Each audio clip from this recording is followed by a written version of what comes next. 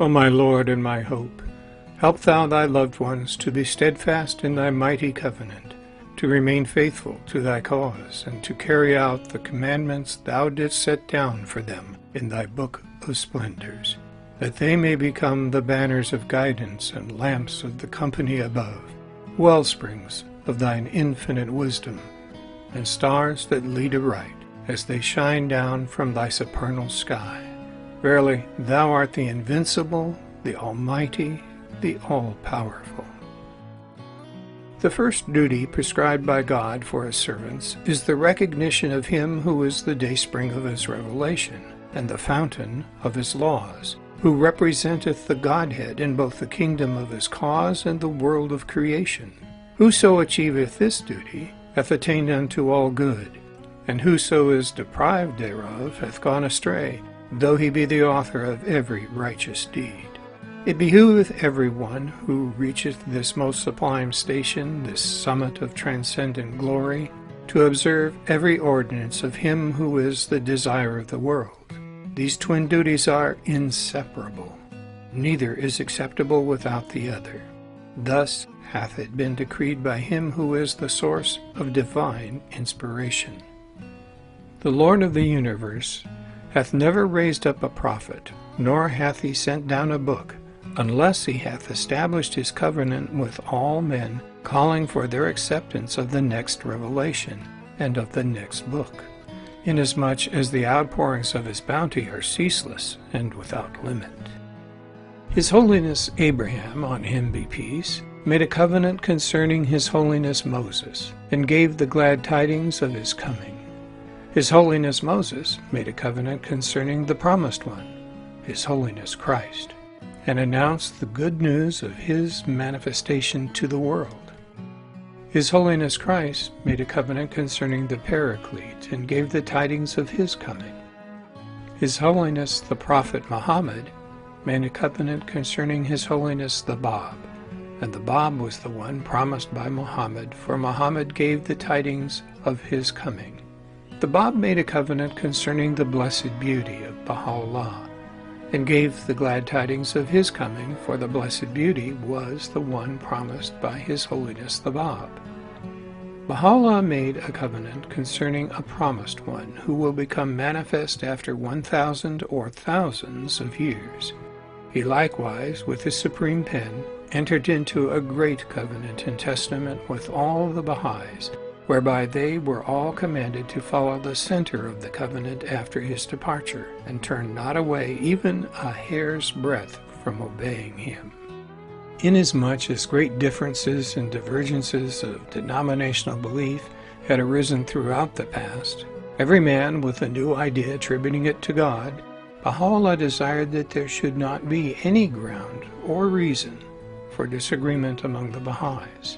Therefore, with his own pen, he wrote the book of his covenant, addressing his relations and all people of the world, saying, Verily, I have appointed one who is the center of my covenant. All must obey him. All must turn to him. He is the expounder of my book, and he is informed of my purpose. All must turn to him.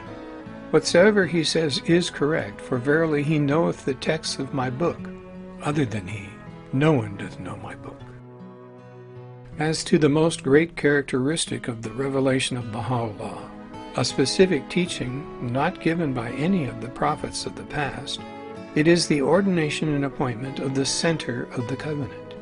By this appointment and provision he has safeguarded and protected the religion of God against differences and schisms, making it impossible for anyone to create a new sect or faction of belief. To ensure unity and agreement, he has entered into a covenant with all the people of the world, including the interpreter and explainer of his teachings, so that no one may interpret or explain the religion of God according to his own view or opinion, and thus create a sect founded upon his individual understanding of the divine words. The Book of the Covenant, or Testament of Baha'u'llah, is the means of preventing such a possibility. For whosoever shall speak from the authority of himself alone shall be degraded. The first condition is firmness in the covenant of God. For the power of the covenant will protect the cause of Baha'u'llah from the doubts of the people of error. It is the fortified fortress of the cause of God, and the firm pillar of the religion of God. Today, no power can conserve the oneness of the Baha'i world save the covenant of God. Otherwise, differences like unto a most great tempest will encompass the Baha'i world. It is evident that the axis of the oneness of the world of humanity is the power of the covenant and nothing else.